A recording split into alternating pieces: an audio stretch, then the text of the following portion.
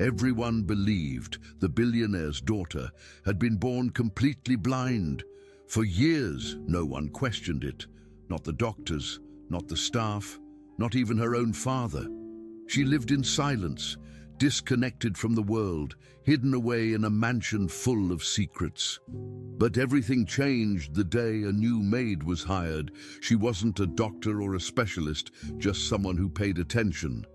What she noticed during her quiet work around the house would unravel years of lies, challenge a powerful family's past, and bring to light a truth that had been buried since the day the little girl was born. What started as a job turned into a mission, and what she uncovered would shock everyone, especially the man who thought he had done everything to protect his only child. Before we continue with this story, don't forget to subscribe to the channel and like the video. Oh, and don't forget to comment below where you're watching us from. We love to know that. Richard Wakefield was a powerful man in the agribusiness world, known for building a fortune through hard work and smart decisions. But behind his success, he lived a very different life at home. He stayed in a large, quiet mansion far from the city, where he lived alone with his daughter, Luna. The house was beautiful, with expensive furniture, wide glass windows, and long, empty halls, but it felt cold and lifeless. Richard had lost his wife in a helicopter crash 5 years ago, just days after Luna was born. That tragedy broke something inside him. He had chosen to live far from everyone else, not because he wanted peace, but because he couldn't face the world anymore. His entire life now centered around Luna. She was the only person he truly cared about, and he tried his best to give her everything she needed. But Luna's condition made things hard. From birth, doctors said she was blind. Richard blamed himself, and his days were filled with quiet routines, sadness, and constant worry about her future. Despite the mansion being filled with all kinds of luxuries and tools meant to help, Luna didn't seem to react much to anything. Richard had hired therapists, tutors, and even brought in specialists from around the world, hoping someone could reach her. But nothing changed. Luna rarely spoke. She didn't play. She didn't laugh. Most of her time was spent sitting alone, often by the large living room window, feeling the breeze and listening to distant sounds. Her eyes, though blind, always stared into space, never focusing on anything. It was like she lived in her own world, one that no one else could enter. Richard often sat across the room, silently watching her, feeling helpless. He read to her sometimes, told her stories, even played music, but she rarely reacted. Only once in a while she would tilt her head or frown slightly, and those small gestures were all he had to hold on to. He wondered constantly if she even knew who he was, or if she felt anything at all. At 42 years old, Richard looked older than his age. The sadness had taken a toll on him. His beard was turning grey, and his eyes looked tired most of the time. His movements were slow, thoughtful, like someone always carrying a heavy weight. He had grown distant from friends, cancelled meetings, and passed more business responsibilities to others. He couldn't bring himself to leave Luna for long. Every morning, he followed a strict routine. He helped Luna get dressed, made breakfast, and guided her through the day. He tried different things to connect with her, textures, smells, music, but nothing worked. He had moments of anger, blaming fate, doctors, or himself. He often looked at Luna and whispered apologies, as if she could hear the guilt in his heart. Even with all his money and knowledge, he couldn't fix what he saw as the biggest failure of his life: his daughter's pain and silence. The staff at the mansion was small and discreet. They respected Richard's privacy and barely interacted unless necessary. Most had worked there for years, watching Luna grow without much change. They talked quietly among themselves about her, sharing stories about little things they noticed, how she sometimes hummed softly at night, or how she reached out for the same stuffed toy every evening. But to Richard, those moments felt like tiny drops in a dry well. He wanted more. He wanted her to talk, to smile, to show that she was truly present. Sometimes he sat by her side and just spoke, telling her about his day, about memories of her mother, or even describing things happening outside. He hoped something he said would trigger a response. But Luna stayed mostly quiet, only nodding or slightly turning her head from time to time. Richard clung to those signs, hoping they meant more than they appeared. The house itself had become a symbol of everything Richard had lost. It was big enough for a family, but only 2 people lived there. Each room carried a memory or a piece of hope that never fully arrived. The nursery had never changed. It was still decorated the way his wife had designed it before Luna was born. Soft colors, animal patterns, a rocking chair near the crib. Richard had never touched it after the crash. Sometimes he stood there for a while, holding on to memories he couldn't let go. Luna never showed interest in the room. She didn't explore, didn't ask questions, didn't even seem to understand what it was. Richard had accepted this strange, quiet life, but deep down, he still believed something might change. He read every new study on child development, talked to new doctors, and tried new techniques. But each attempt ended in disappointment. Still, he refused to give up completely. And so the days continued, slow, heavy, and mostly silent. Richard remained committed to Luna, even though he barely slept and rarely felt peace.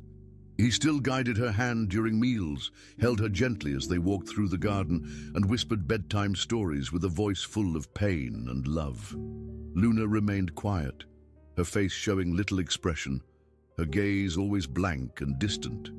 Yet every now and then, she would rest her head against his chest, just for a few seconds. Those small moments gave Richard strength to keep going.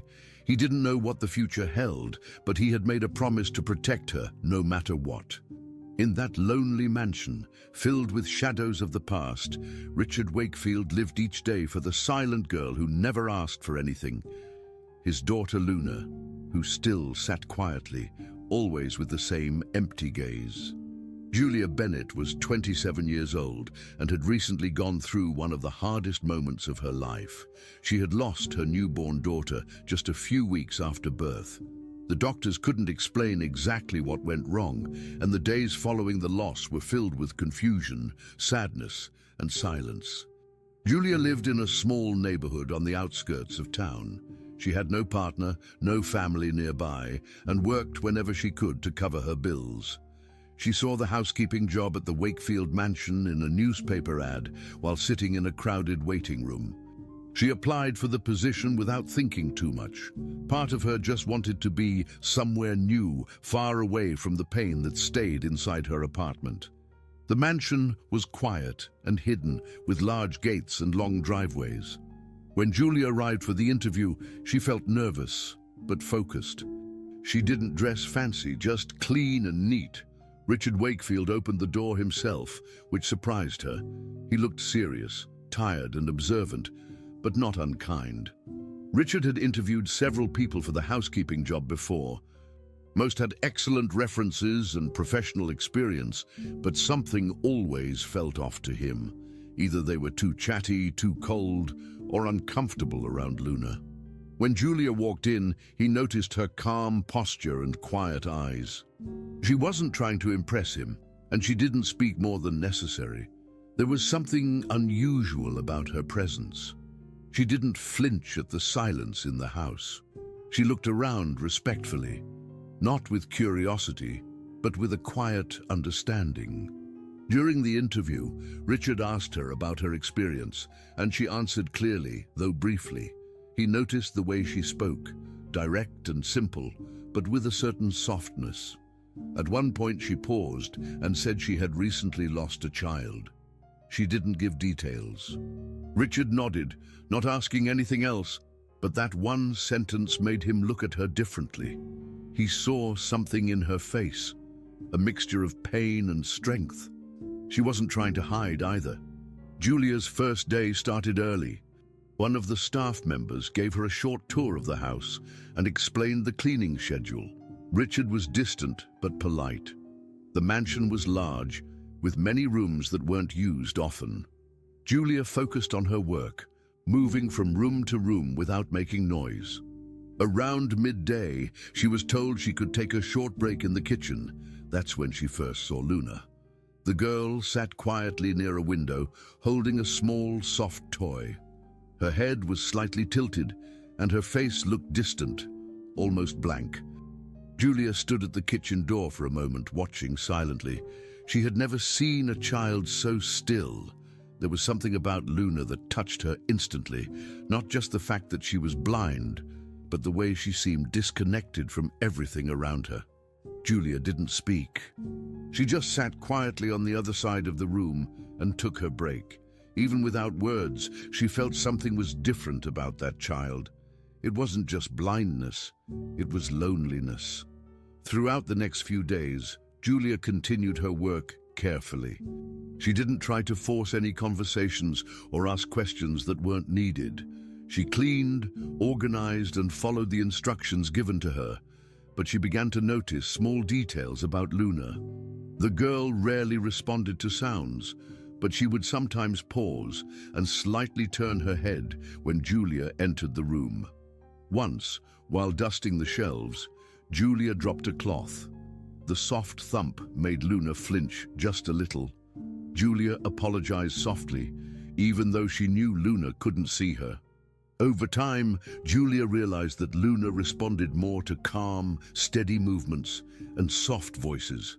She also noticed that the staff kept their distance from Luna, doing their best to avoid disturbing her. Julia, however, felt pulled toward the girl in a way she couldn't fully explain. She didn't see Luna as broken or strange. She saw a child who needed more than care. She needed connection. And Julia, carrying the weight of her own loss, began to feel a quiet sense of purpose.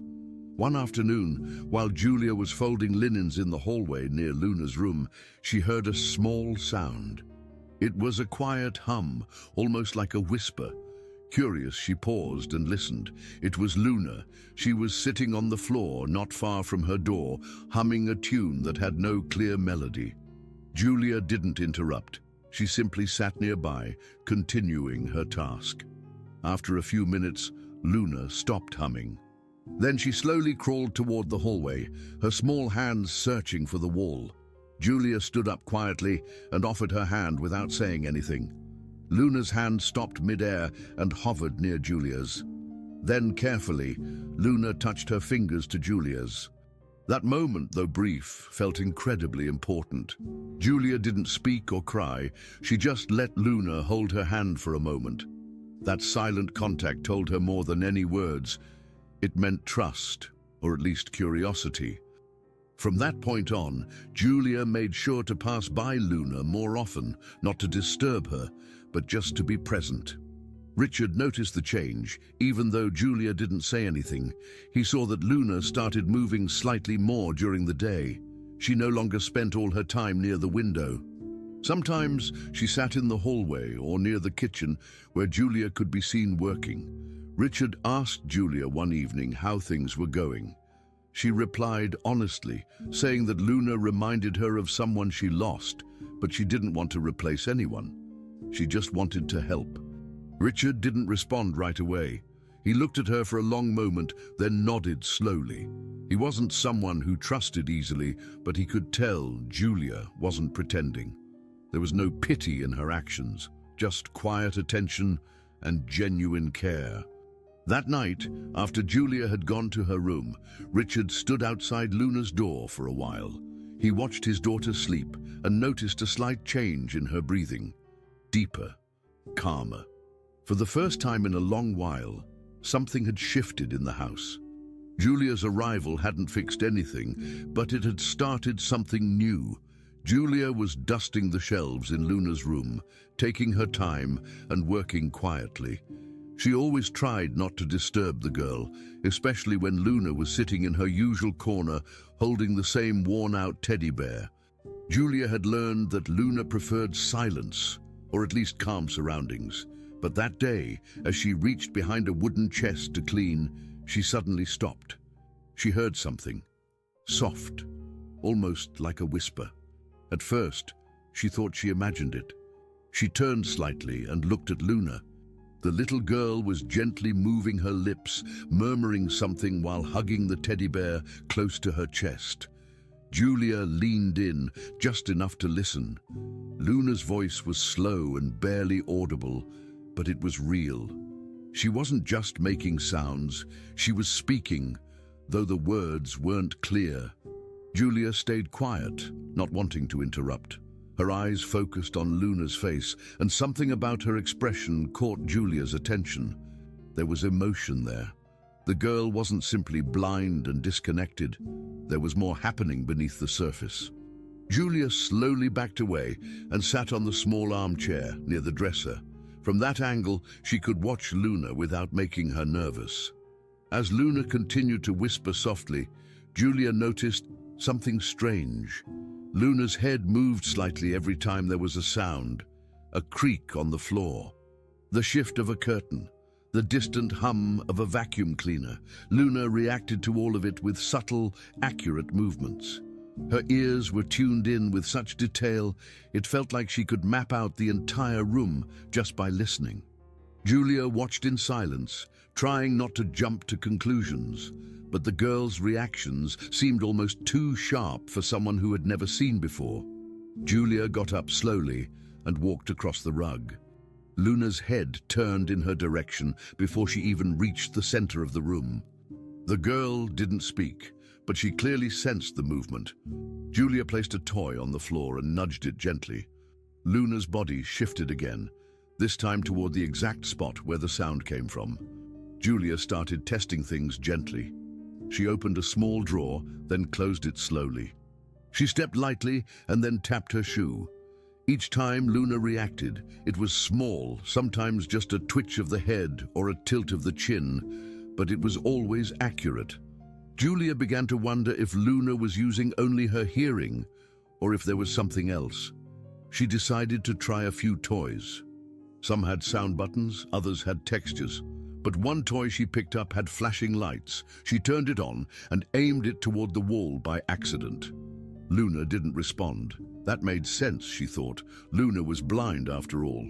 But then Julia took out her phone to check the time and accidentally turned on the flashlight. The beam of light crossed in front of Luna's face for just a second. In that moment, Julia thought she saw a movement. Luna's eyelids twitched. Her pupils shifted slightly. It was fast and faint, but it happened. Julia's heart jumped and she stood still, watching closely. Not sure of what she had just seen, Julia turned the flashlight off and waited a moment. Then she turned it on again and gently waved her phone side to side in front of Luna's face. The girl didn't move her head, but her eyes flickered again, as if they were trying to follow something. It wasn't strong or focused, but it was there, some kind of reaction. Julia moved a little closer and repeated the motion. Luna's expression didn't change, but her eyes moved slightly again, following the light's path just for a second. Julia stepped back and sat down, confused and surprised. Could Luna actually see something, even just a small amount of light? She wasn't a doctor, but this didn't feel like the response of someone fully blind. It didn't make sense. The doctors had said Luna was completely blind from birth. Julia thought hard. Maybe it was a reflex. Maybe it was just chance. But she had been around Luna enough to know the difference between chance and reaction, and this felt real. A sudden chill ran through Julia's body. She looked at Luna, who was now sitting quietly again, gently rubbing her fingers over the bear's ear. The girl looked calm and unaware of what had just happened. Julia didn't know what to do. Should she tell Richard right away? Should she wait and try again later to be sure? A lot of thoughts ran through her mind. She didn't want to give anyone false hope. But at the same time, she couldn't ignore what she saw. It wasn't just a feeling, it was movement, reaction, something that hadn't happened before. Julia turned off her flashlight and tucked the phone into her pocket. She sat quietly and just watched Luna for a few more minutes. The little girl started whispering again, holding her bear close, her lips moving slowly. Julia stayed there, still and silent, feeling a strange mix of fear, curiosity, and something else, hope. For the first time, it felt like something new might be possible, something no one had expected. As the room grew quieter, Julia finished cleaning the last corner near Luna's bookshelf. Her mind was still racing, trying to make sense of what she had just seen. She looked at Luna once more before stepping out of the room. The girl was now sitting in the same position, holding the teddy bear and whispering softly to herself. Julia watched her for a moment longer, frozen in thought. She didn't want to assume anything yet, but something had changed that day, something important. Whether it was light, movement, or just a reaction, it was enough to make Julia stop and feel a spark of possibility. She gently closed the door behind her and walked down the hallway, planning her next steps. Maybe she'd try again tomorrow with another light. Maybe she'd talk to Richard carefully without causing alarm. But for now, she kept it to herself. Back in Luna's room, the girl sat still, hugging her bear and whispering words only she could hear, while Julia held on to the moment that had just passed. Julia couldn't get the moment with the flashlight out of her mind. She had seen Luna's eyes move, not once, but twice. The motions were slight, but they were there. It didn't match what she'd been told about Luna's condition. The girl was supposed to be completely blind since birth. That's what the doctors had said. That's what Richard believed. But Julia had seen something different, and now she needed to know more. The next morning, after finishing her usual chores, she returned to Luna's room while the girl sat in her regular spot on the soft rug near the window. Julia acted casually, dusting the nearby shelves, folding a blanket, moving around like any other day. Then, without making a sound, she slowly pushed the window open just a little. A breeze entered the room. Nothing strong, just a light change in the air and brightness. Luna turned her head slightly in that direction, not sharply, but definitely. Julia stood still. That was not a sound. That was not a touch. It was a reaction to light, or something close to it. Later that day, Julia tried another small experiment. She waited until Luna was sitting calmly in the hallway, holding her teddy bear as usual. Julia grabbed her phone again and turned on the flashlight, pretending to be fixing something near a cabinet.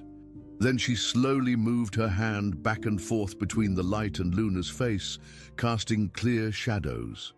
She did this several times, making sure not to make any noise or sudden movement. Luna didn't react right away, but after a few seconds, her eyes followed one of the shadows. It was a small movement, almost like a reflex. Julia repeated it carefully, slower this time. Again, Luna's gaze shifted, barely, but it did. Julia's heart started to beat faster. This wasn't a coincidence anymore. There was a connection between Luna's eyes and the light changes.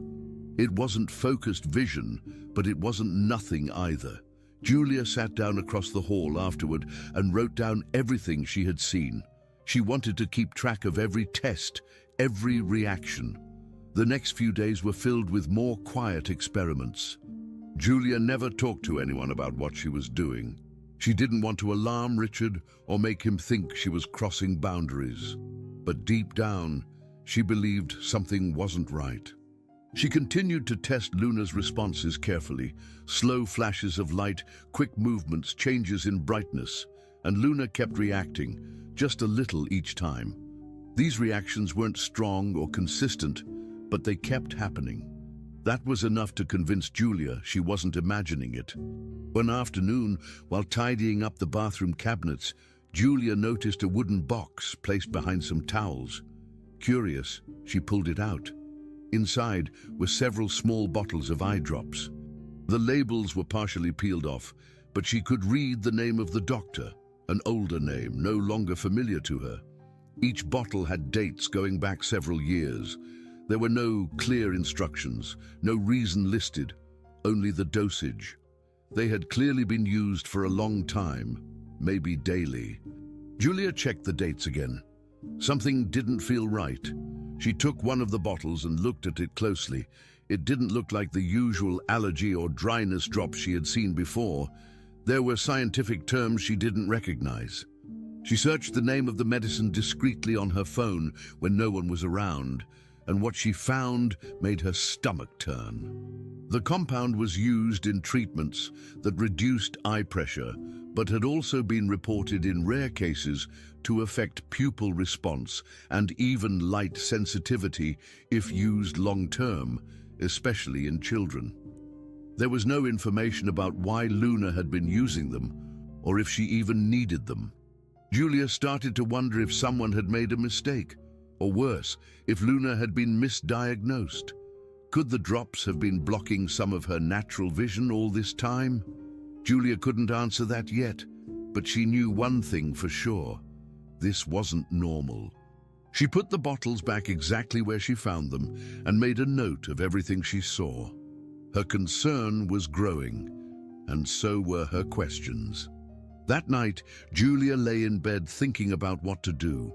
She didn't want to accuse anyone of anything. Maybe there was a real medical reason for the eye drops. Maybe the doctor had a plan.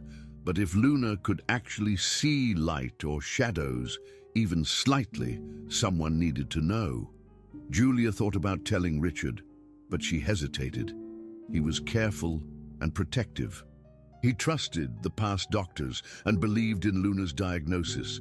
Bringing this up without proof could cause tension.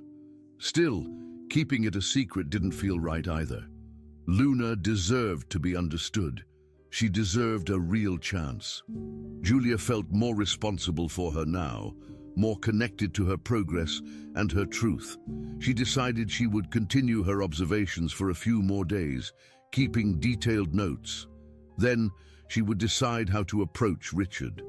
But in her heart, she already knew something had been missed. Something important.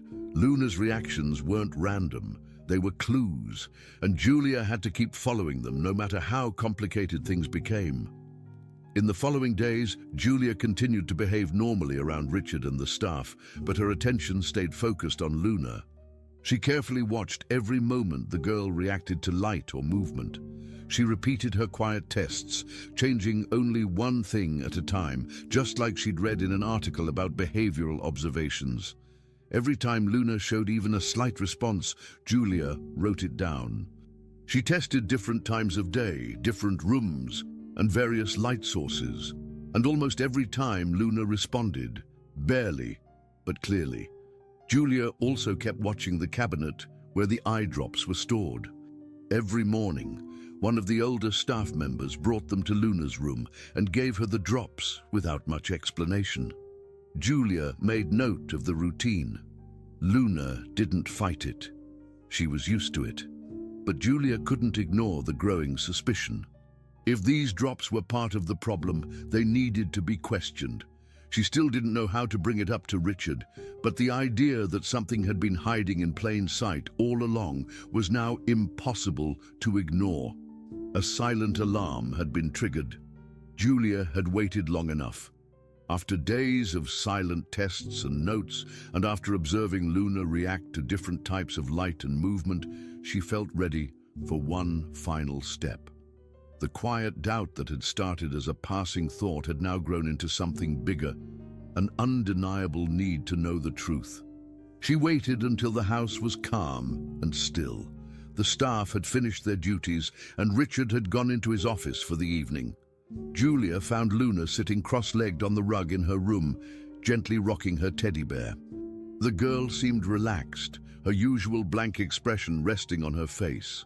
Julia sat across from her and gently pulled a small flashlight from her pocket.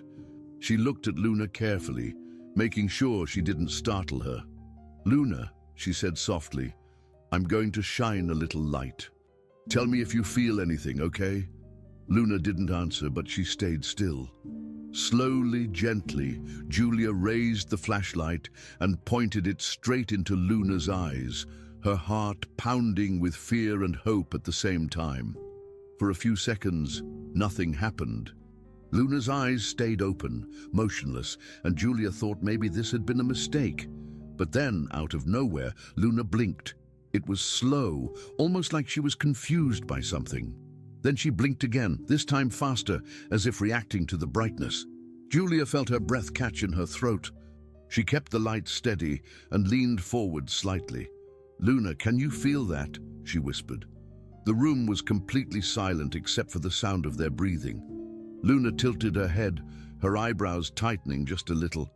Then in the smallest, most fragile voice, she said something Julia wasn't ready for. "I think I saw a light, Mommy." The words were broken and shaky, like she wasn't sure she was saying them right. Julia froze. She couldn't believe what she'd just heard. It wasn't just that Luna might be able to see something. It was the word Mommy. Luna had never called anyone that before, not even once. Julia's eyes filled with tears immediately. That single word broke something open inside Julia. All the weight she had been carrying since the loss of her own baby came rushing back at once, but now mixed with something new, purpose. Luna had reached out in the only way she knew how. It wasn't just a test anymore. It wasn't just light or shadows. It was a connection. Luna had responded not only to what she saw, but to what she felt in that moment. Julia didn't know if Luna had confused her with her real mother, or if the word had simply come out by accident.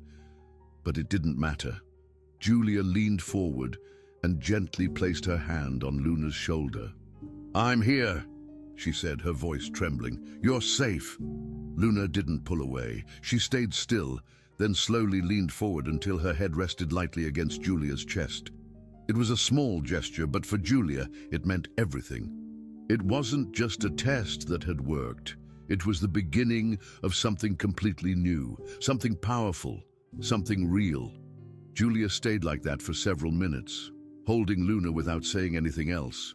She didn't want to break the moment. The little girl who had been silent, still, and unresponsive for so long had just spoken, softly, uncertainly, but clearly. And it wasn't just what she said. It was how she said it. There was emotion in her voice, a kind of confusion mixed with hope, like she was reaching for something she didn't fully understand. Julia could feel her own heartbeat speeding up as her arms gently wrapped around Luna. In her mind, 100 questions started racing. What did this mean? How much could Luna actually see? How long had she been feeling these things, but not expressing them? And what about the eye drops? Julia didn't have all the answers, but she had something even stronger. A decision. From that moment forward, she knew her role wasn't just cleaning and taking care of the house. It was protecting Luna, no matter what. Whatever was going on in this house, she couldn't ignore it anymore. When Luna finally pulled away, she looked calmer, even if her face still held that faraway look. Julia wiped her own eyes and smiled gently. "You're very brave," she whispered. Luna didn't say anything else, but she seemed more aware, more present than before. Julia carefully turned off the flashlight and slid it back into her pocket. Her hands were still shaking. She knew this wasn't something she could explain easily to Richard, not without him asking a lot of questions.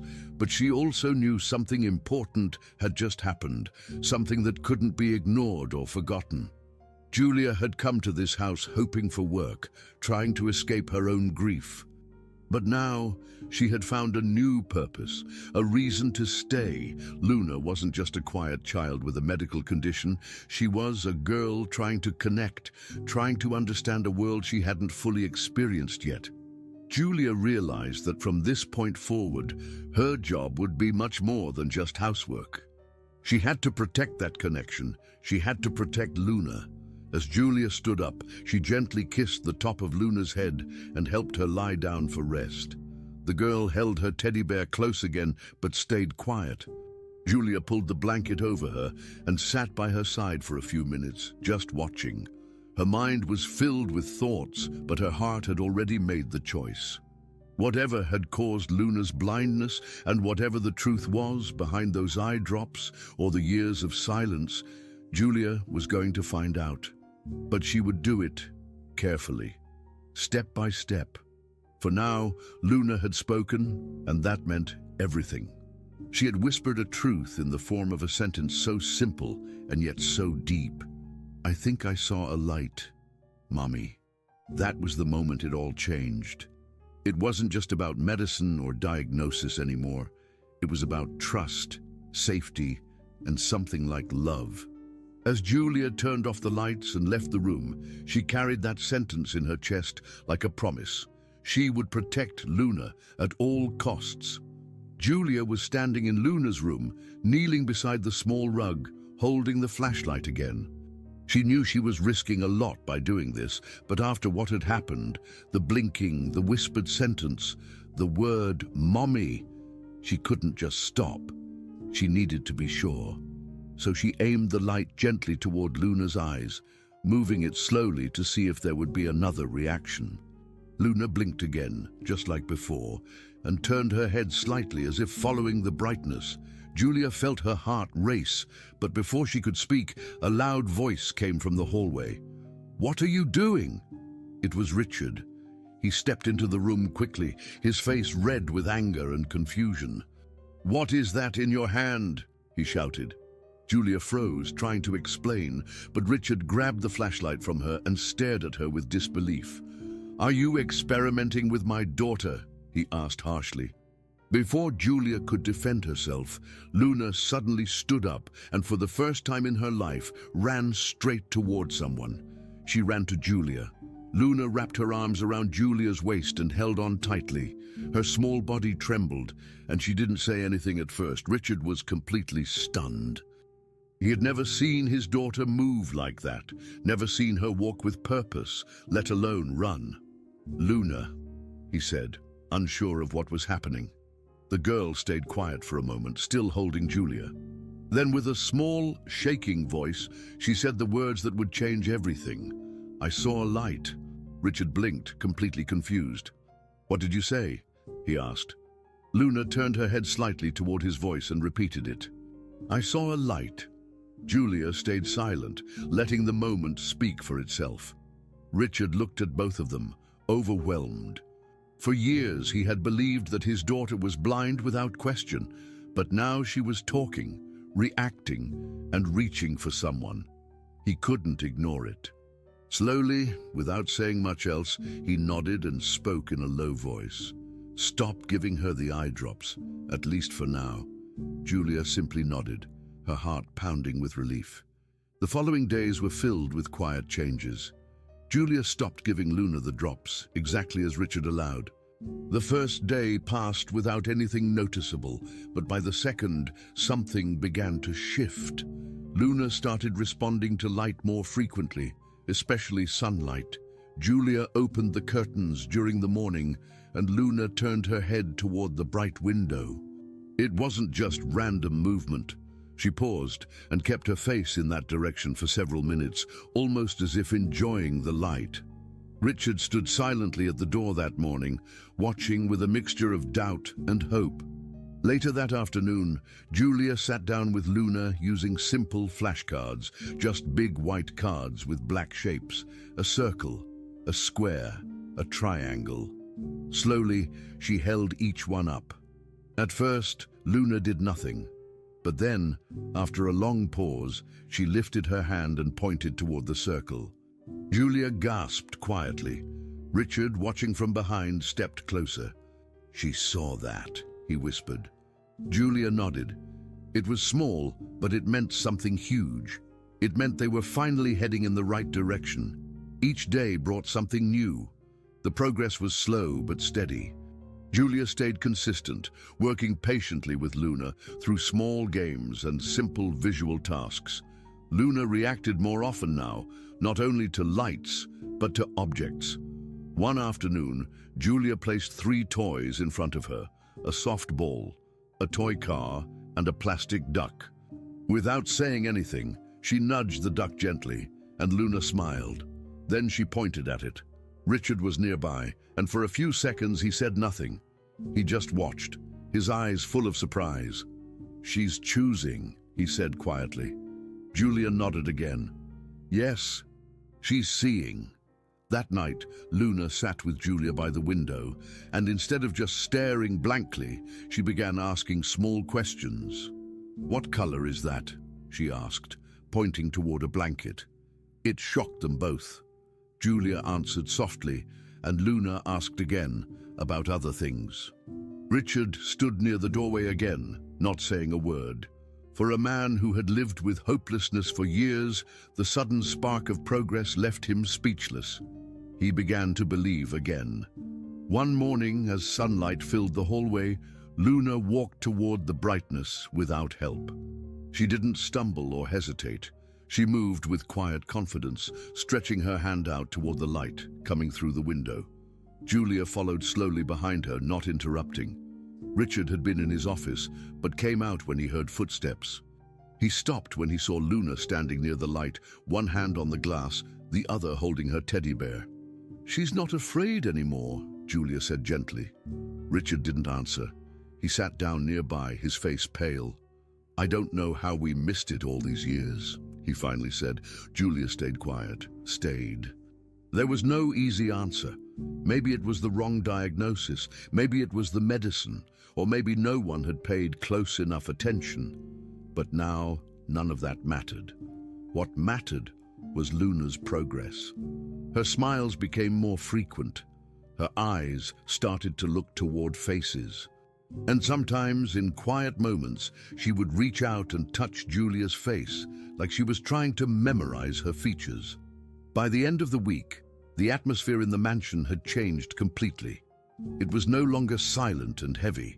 It felt lighter, more alive.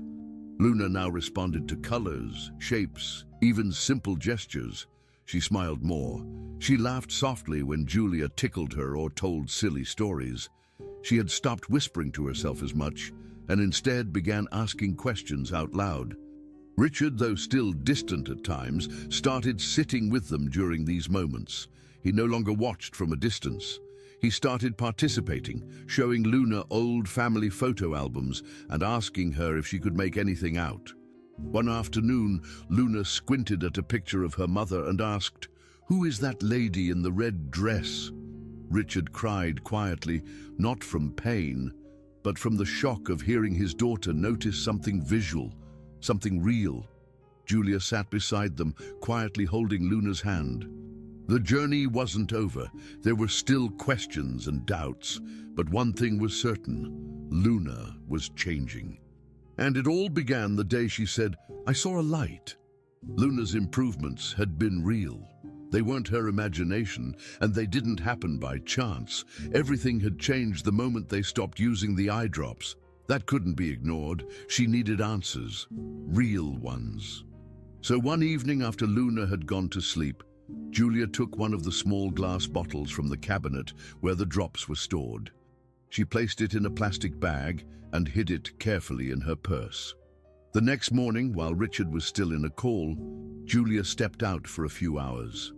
She drove to a nearby city where she had arranged to meet someone from her past. Her name was Sophia, an old friend from nursing school, who was now doing her residency in ophthalmology. They hadn't spoken in years, but when Julia explained briefly what was going on, Sophia agreed to help. They met at a small diner near the hospital. Julia handed over the bottle, explaining everything that had happened with Luna. Sophia promised to run the tests quickly. A few days later, Julia received a call. It was Sophia, and her voice was tense. "You need to come," she said. Julia drove straight to the hospital, her stomach tight the entire time. When she arrived, Sophia brought her to a quiet office and closed the door. She held the bottle of drops in her hand and pointed to a printed lab report on the table. "These aren't normal eye drops," she began. "There's a compound in here, cyclopentalate, but in extremely high doses. This chemical causes pupil contraction and inhibits light response. In normal doses, it's used to treat certain eye conditions, but this formula is different. It's aggressive. Prolonged use, especially in children, could easily cause temporary vision loss or even convince someone that they're blind." Julia stared at the report, her heart pounding. "You're saying the drops made her blind?" Sophia nodded. Yes. And if she was never completely blind to begin with, these drops would have erased what little sight she had. Julia felt sick. She covered her mouth and sat down, stunned. Julia asked Sophia if this kind of thing could happen by mistake. Maybe someone had mixed up prescriptions or used an outdated treatment. But Sophia shook her head. No, this isn't a mistake. This formula was intentional. Someone designed it to restrict vision. Julia looked at the report again and froze when she saw the name printed in the corner of the document. Prescribed by Dr. Atticus Morrow. Her eyes widened. That was Luna's doctor. He had treated her since birth. Julia remembered the name from the labels on Luna's old records and medication bottles. She couldn't believe it. How is this even allowed? She asked. Sophia frowned. I've heard of him. A few years ago, there were rumors about malpractice lawsuits filed against him in several states. I thought he had stopped practicing. Julia felt dizzy.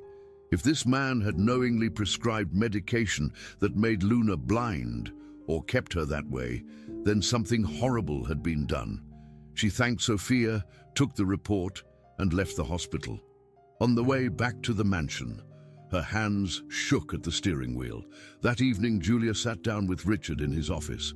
She placed the lab report in front of him and waited while he read it.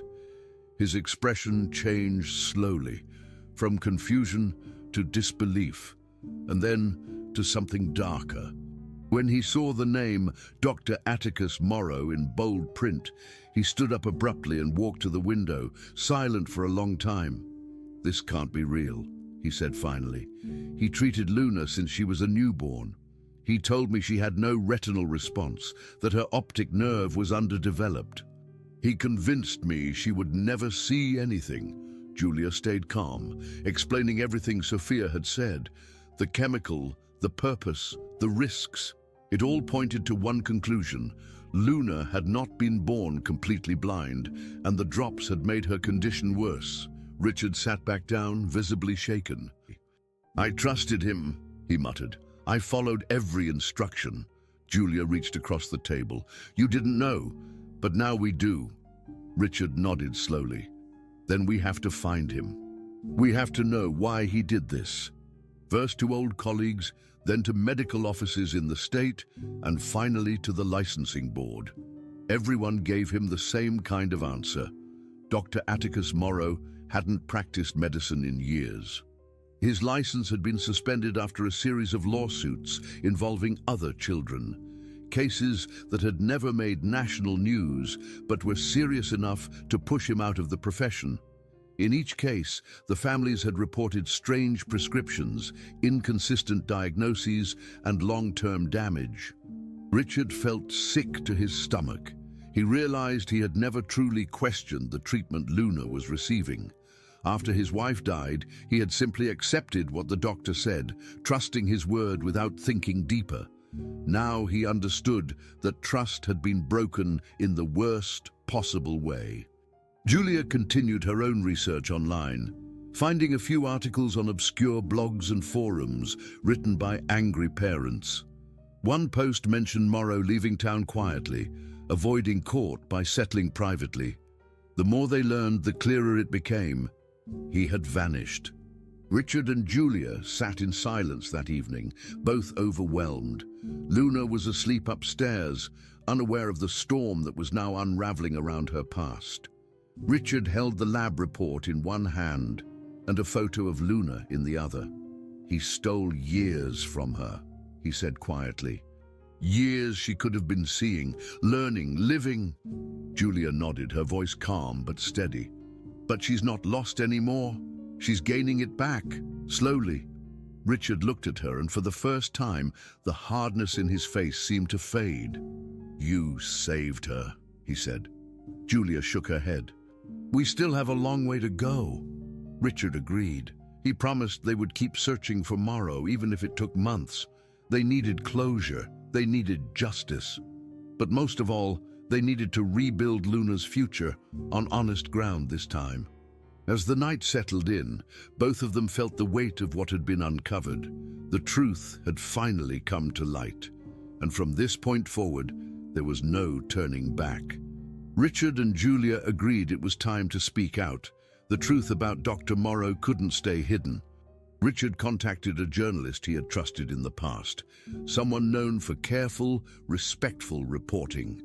Together, they started organizing medical records, test results, and all the documents proving Luna had been given dangerous medication for years.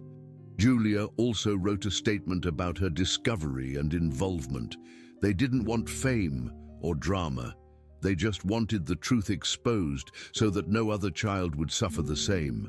But soon after the story was shared with the journalist, strange things started happening.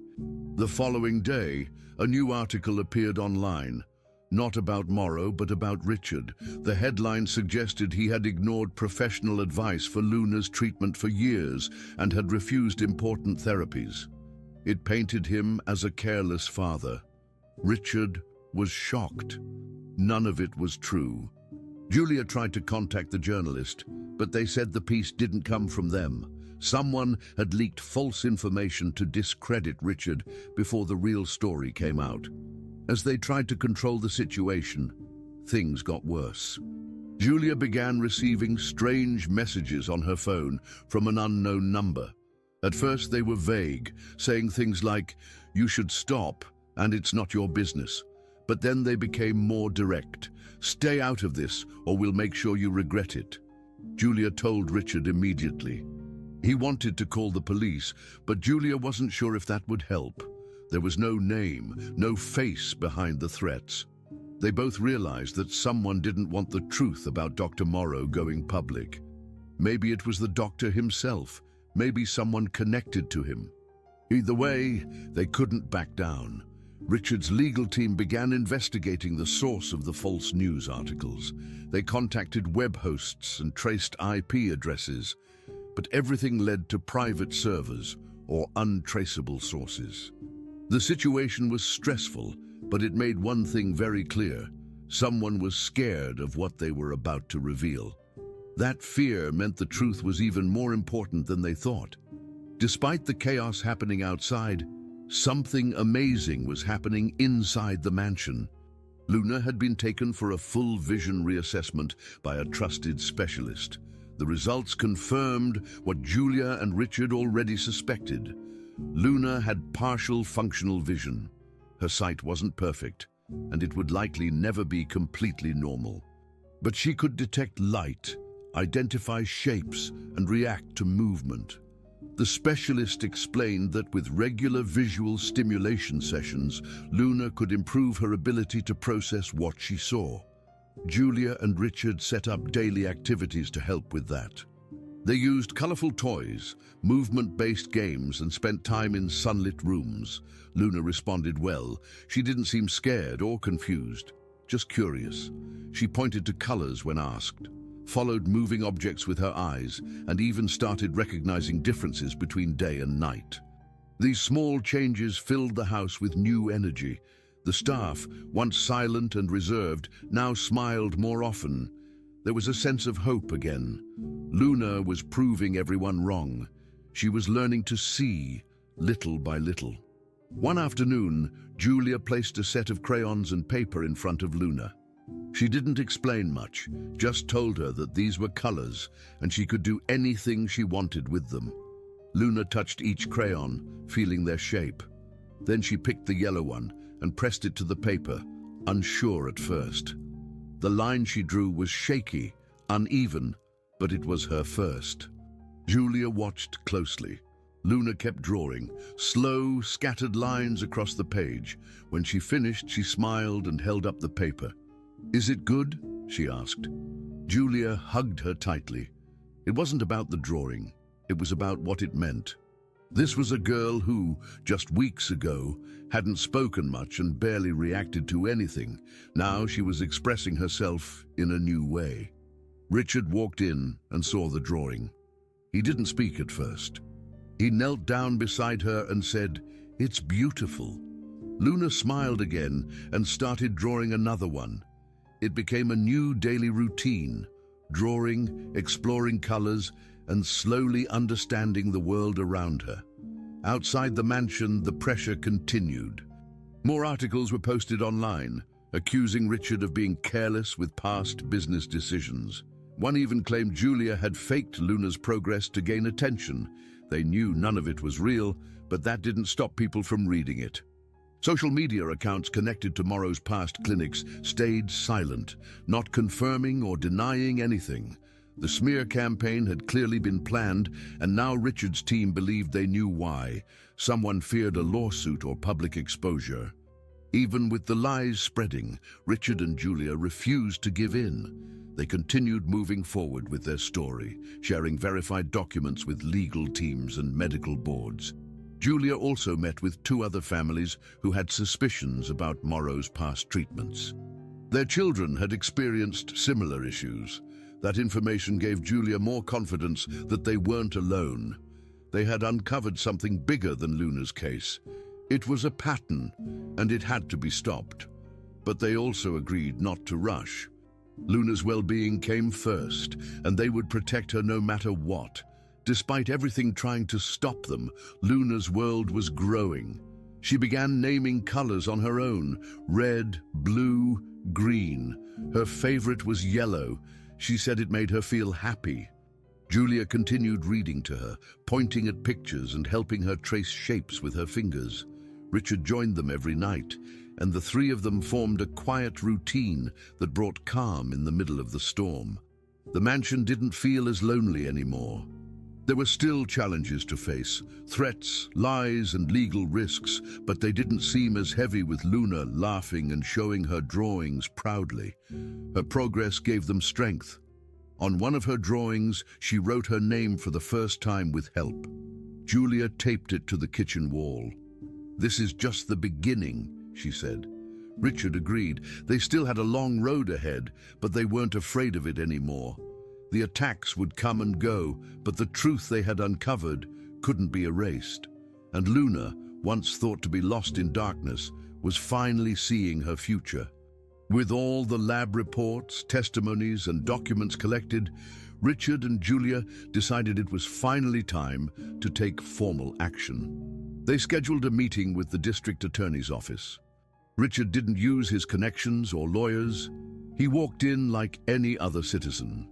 Julia came with him, carrying a folder with all the printed reports, including the toxicology results, prescription history, and the testimonies from the other families who had experienced similar situations. They were received by a young but serious prosecutor who listened carefully as they explained what had happened to Luna. When the name Dr. Atticus Morrow came up, the prosecutor raised an eyebrow. "You're not the first to bring him up," he said. That single sentence gave Richard and Julia hope. Over the next few weeks, the district attorney's office began its investigation. Phone calls were made, records were pulled, and subpoenas were issued. Then, something shocking was discovered. Dr. Morrow had signed private contracts with pharmaceutical companies. These deals gave him access to experimental compounds, many of which had never passed proper clinical trials. The files revealed that Dr. Morrow had used his position as a pediatric specialist to conduct unofficial trials on children, prescribing eye treatments that weren't yet approved. In return, he received financial bonuses, trips, and under-the-table compensation from the companies funding the studies. Some of the contracts were encrypted, but investigators were able to match product codes from the pharmaceutical companies to the ingredients found in Luna's eye drops. It was all there. Dates, names, transactions, even signatures. Richard was furious. Julia was sickened. They had suspected something bad, but not this level of deception. When this evidence was brought to light, the district attorney approved the opening of a formal criminal case. Soon after, the media picked up the story. At first, it started on local news, child's vision blocked by illegal drug trials. But then, national outlets followed. Interviews were requested, headlines spread, and with the story gaining attention, more families began to come forward. Parents who had seen unexplained changes in their children's vision started to ask questions. The truth had finally come out. The public reaction was intense. Online forums were filled with parents sharing similar stories. Some described how their children were prescribed the same drops by Morrow and had shown no improvement or even worsened symptoms. A few families said they had tried to report him in the past, but were ignored or pressured into silence. Now, with national eyes on the case, silence was no longer an option. Julia became an unexpected spokesperson. Reporters asked for interviews, and though she was nervous at first, she agreed to speak.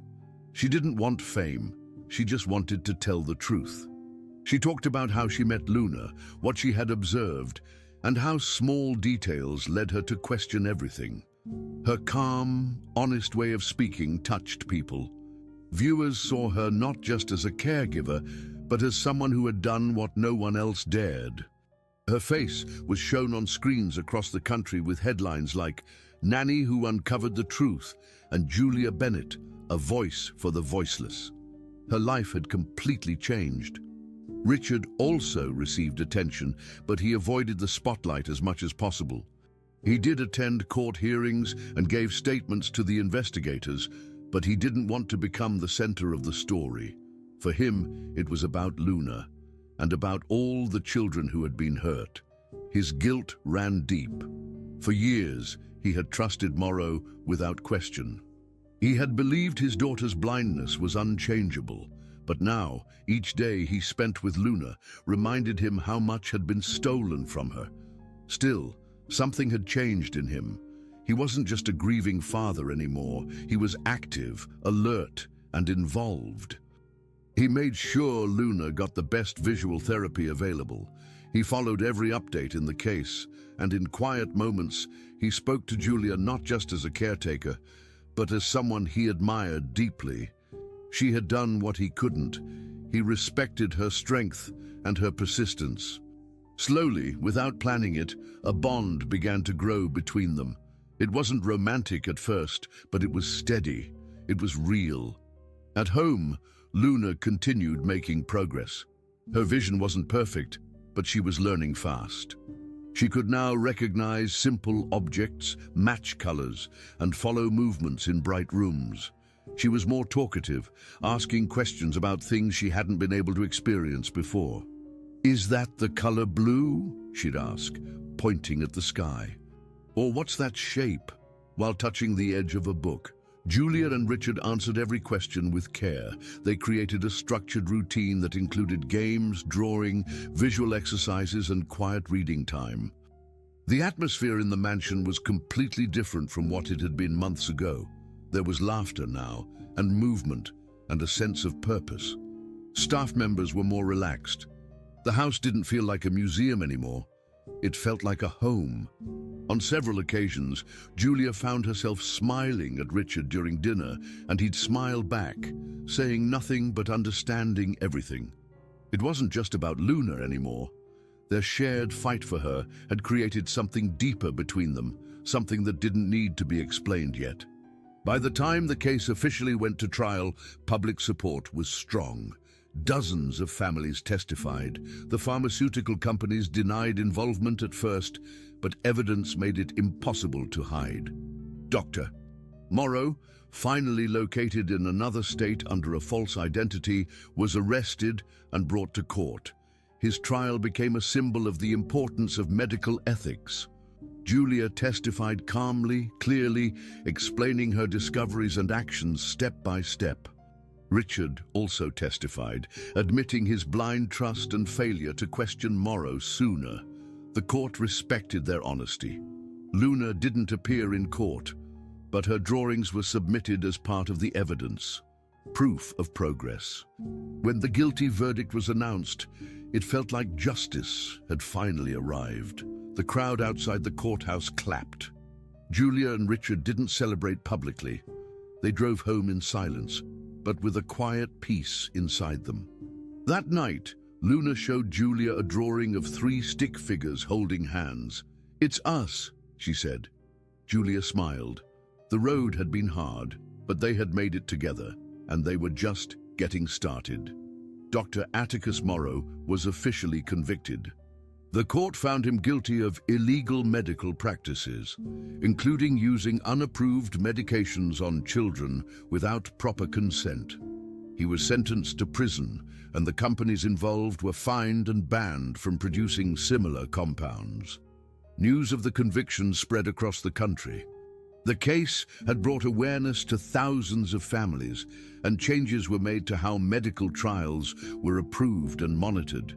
But for Richard, Julia, and Luna, the most important part was that it was finally over. The chapter of fear and silence had ended. They could now focus entirely on healing. Richard took a step back from his business and spent more time at home. Julia remained fully present, continuing to guide Luna with patience and love. And Luna, who once sat in silence holding a teddy bear, was now moving forward. With the help of a child development specialist, she was officially enrolled in a regular elementary school with a custom learning plan. It was the start of a new life, one full of movement, people, and bright colors. The first days at school were a mix of excitement and nervousness. Luna had never been in a classroom before. Julia went with her to meet the teacher, who had already read her file and knew about her vision progress. They introduced Luna to the class, slowly, giving her time to adjust. At first, she stayed quiet and stayed close to Julia, unsure of the noise and constant motion around her. But within a few days, things began to change. She started answering questions, raising her hand and joining group activities. She was fascinated by things other kids had taken for granted, like colors on the board, pictures in books, and even the way chalk left marks on the blackboard. Julia would pick her up every afternoon, and Luna would talk non-stop on the way home. "Did you know blue and green are my favorite together?" she said once. Her words came faster, her eyes brighter. Richard listened with pride each evening. The little girl he once feared might never engage with the world was now fully part of it. Months passed quickly. Luna made new friends and continued improving in every subject, especially art. Her teachers said she had a unique way of understanding shapes and colors. Julia often found sketches stuffed into her backpack, houses, animals, faces, sometimes just abstract color swirls. Every picture told a story. At home, Richard turned one of the rooms into a mini studio just for her. It had shelves full of paints, pencils, and paper. Luna spent hours there after school. She liked working with music on, usually something soft in the background. Julia sat nearby, sometimes helping with supplies, but mostly just watching. Luna didn't need direction anymore. She had found her rhythm. Then, one day, an official letter arrived. It was from a National Children's Foundation. Luna had been selected to receive a special medal, an honor given to children who had shown strength in difficult situations. Along with the medal, she would be named an ambassador for resilient childhood, encouraging other kids to keep going no matter what. The ceremony would happen at a large event in the city. The day of the ceremony arrived. Julia helped Luna into a soft yellow dress, her favorite color. Richard wore a dark suit but had a flower pin in the same shade as Luna's dress. They arrived early and were guided backstage. Other children were also receiving honors, but Luna's name was last on the list. The host of the event gave a warm speech about children overcoming hard beginnings. When Luna's name was called, she walked calmly across the stage, holding Julia's hand. The applause was loud and full of love. A volunteer placed the medal gently around her neck. Then something unexpected happened. The host turned to the audience and said they had one more recognition to give. To the woman who stood by her when no one else did, who believed in light when everything seemed dark. Today we recognize Julia Bennett as Luna's adoptive mother and lifelong guardian. Julia froze for a moment, surprised. Then she stepped forward, tears in her eyes. Luna hugged her tightly. The crowd stood and applauded again. It was a moment they would never forget. Years passed. Luna grew into a confident teenager with a clear purpose. She kept drawing, painting, and learning more about art every day. Her teachers described her as focused, kind, and talented. She used her story as motivation and often spoke to other children going through difficult times. By the time she turned 18, Luna had been accepted to an art academy. She moved into a small apartment in the city, but Julia and Richard remained close. They visited often and helped her set up a real studio. Luna began working on a series of paintings inspired by her childhood. She wanted to show her journey, not just the pain, but the discovery and joy too. A few years later, she held her first public art exhibition in a local gallery. It featured 15 paintings, each one named after a moment that changed her life. Friends, teachers, and even the journalist who once told her story came to see. The gallery was packed. Luna stood in front of a microphone and prepared to give a short speech. She looked out at the audience, took a breath, and began speaking. Her voice was calm and steady. She thanked her teachers, friends, and supporters. Then she paused and looked at Julia, who stood beside Richard near the front row. "People often ask me when I saw light for the first time," Luna said. "They expect me to talk about flashlights or sunlight or my first drawing. But the truth is, the first light I ever saw didn't come from my eyes. It came from her heart." She pointed to Julia. The room went completely silent for a few seconds. Julia covered her mouth, moved to tears. The crowd slowly began to clap, some already crying. Richard placed his arm around Julia's shoulder. That night, the gallery stayed full until closing. Luna's art sold quickly, but more than the colors or strokes, people came for the story behind it. A story of truth, love, and second chances. And in the center of it all was Luna, no longer just the silent girl, but the artist who had learned to see. Finally, we've reached the end of this story. I'm extremely happy that you've made it this far. Thank you very much for watching.